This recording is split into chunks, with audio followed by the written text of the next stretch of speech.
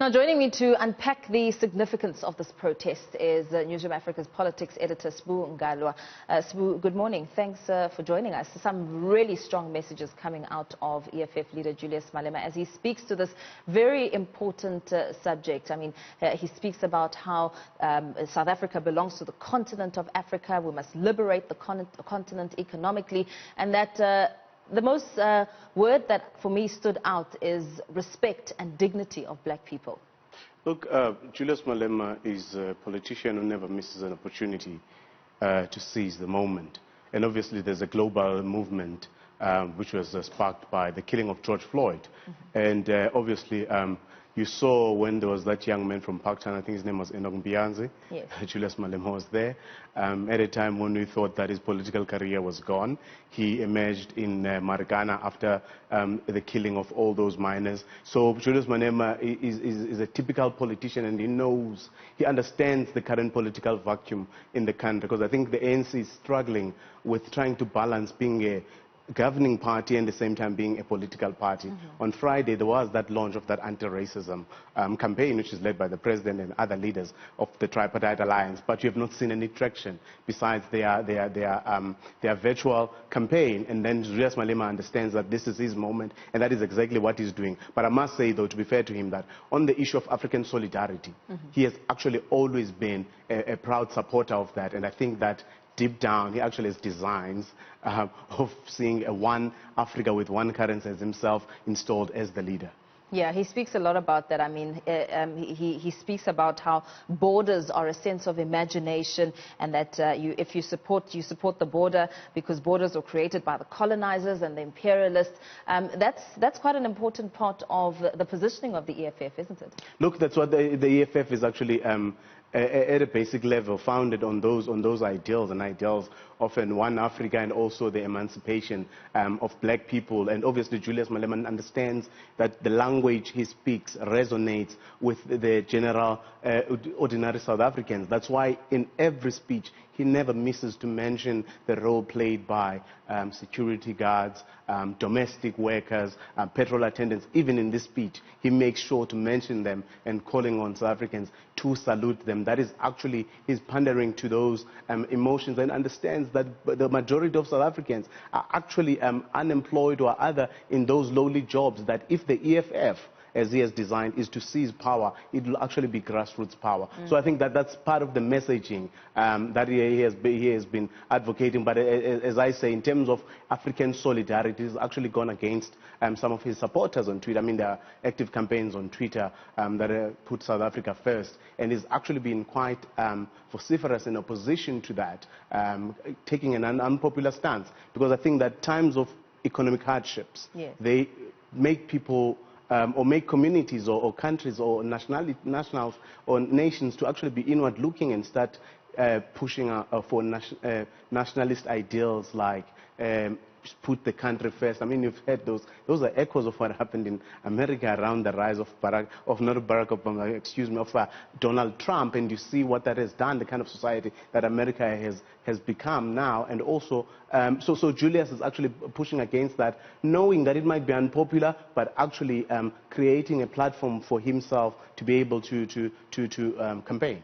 We've also seen the dangers of how that can get out of hand just on the ground as we look at perhaps the first rollout of food parcels, where South Africans were the ones who were prioritized, and there were tensions between South Africans and non-South Africans who were also saying that they also are in need of food at this very unprecedented time. Look, the reality is that the poverty levels in this country are very high. And in terms of government support, even those food parcels, they're not even enough for South Africans.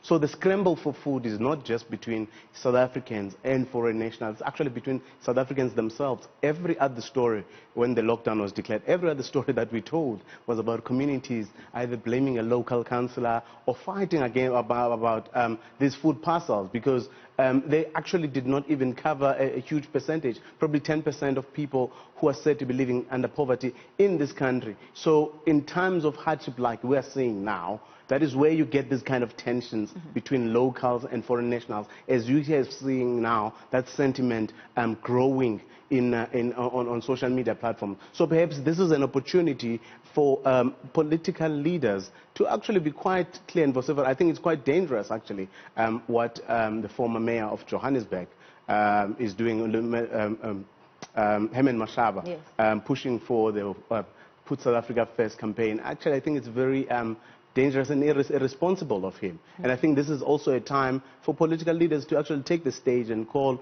on everyone, including civil society and the religious community, to respect each other and also respect our country's diversity and also be welcoming towards foreign nationals. He also spoke quite strongly against gender-based violence. Of course, during this lockdown period, we've seen those numbers really rising, of course, with many tensions and people being confined to the same space. And he spoke out against it. He gave layman's terms on what to do and what not to do. So there's a general understanding of what it means when you abuse your family members or your loved ones, or, you know, really just emphasizing what abuse essentially is.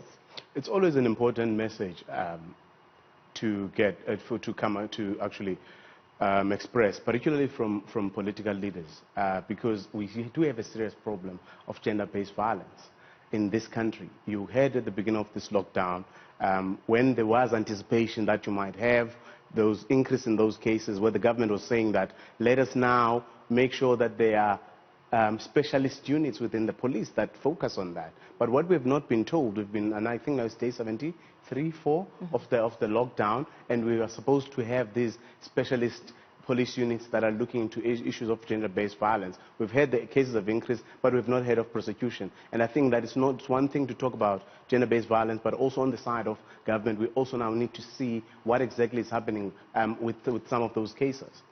As you spoke earlier about political vacuums. Right at the beginning there, Malema emphasizing what Black Lives Matter, what sort of components you should have to be able to say that statement boldly and in support of it. He spoke about Ramaphosa having no leg to stand on, saying the former president has no leg to stand on. He cannot be seen to advocate such a message regarding what happened in Marikana.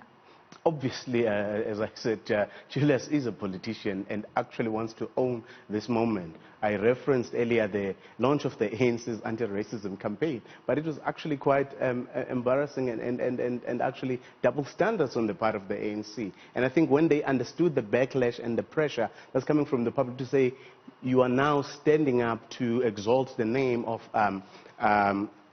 George Floyd, but here was Colin Koskoza killed by the South African Army and also members of the Metro Police. Yet the government said something. So it's quite actually embarrassing, and it's quite glaring the opportunism there on the part of the president and the ANC to suddenly now find it opportune for them to speak of Colin's Koza when we had this case happening a while ago. And actually the government has been very insensitive in the case of Colin's Koza, and how the defense minister has been speaking, how that case has actually been dealt. Just last week, the defense minister had to backtrack after she misled Parliament.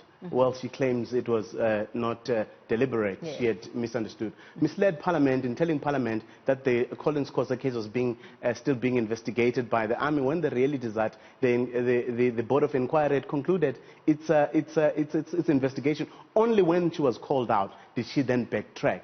So it's those kind of attitudes. So I do feel that the government, and particularly the ANC and President Ramaphosa, and considering how his government has dealt with the Collins Koza case, actually has no moral ground to be speaking about that. But clearly for Julius, he never misses a moment to seize the political opportunity and the significance of that moment. So that is exactly what he's doing in this. Yeah, and also just going back to black consciousness, really just saying, instilling that black pride and black love yourselves. That was a message that he really echoed quite a few times as he spoke about self-pride, self-love, and how it's such an important way to affirm yourself as an African. And quite an important message, especially at the time when, as you're seeing in the United States, the African American community is facing, standing up against institutional racism and racism of the police forces. I mean, Julius Malema formed the EFF with one purpose, and it was quite clear. And his messaging is quite clear. He's not trying to build a party that is diverse. If you support the party and you are white or you are another race, he'll take it, but he is clear, he's focused about who he's targeting. It is black South Africans, and his messaging is always targeting at that. So for him wearing that shirt that says, I can't breathe, that's a political statement, obviously. George Floyd echoes those words, and they've been echoed before. That have become now the war cry of Africans and communities rising against racism. So in terms of political relevance, that message resonates with the supporters of the EFF. Absolutely. Thank you so much for that. Our politics editor, Sbu Ngalwa, just giving us a breakdown of what you heard coming out of the U.S. Embassy in Pretoria. EFF leader Julius Malema leading that march, that protest against racism, and also speaking and touching on many other continental issues.